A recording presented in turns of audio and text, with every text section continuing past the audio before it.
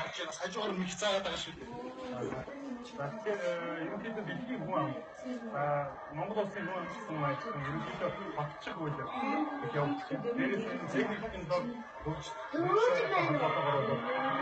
хүний одоо амьдралын хэм маяг болдог хөгжиж байна. Тэгэхээр амьдралын хэм маяг яаж хөгжиж байгааг тухайлбалтай эцэгтэй хоол хүнс хэрэглэдэг ийм одоо орон зайд бид нар яваад байна шүү дээ.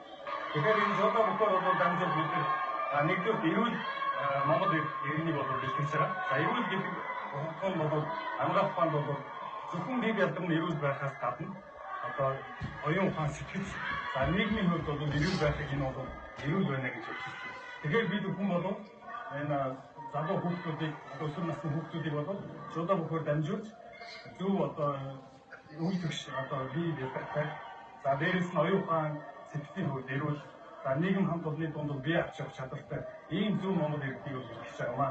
Энэ бол жолоогийн спорт маань өөрөө ардан тулааны спорт учраас ерөнхийдөө дэлхийн бол тохиолддог. Тийм учраас тэр үед нь бол тэмээс сэргийлсэн дасгал төлөвлөрөн мөн гимч хэлсэн үед нь бол зөв ардан хэмжээний үзүүлэлт дараагийн шатны эмнэлэг рүү явуулах тийм мэдсэн одоо тусламжуудыг өгөх.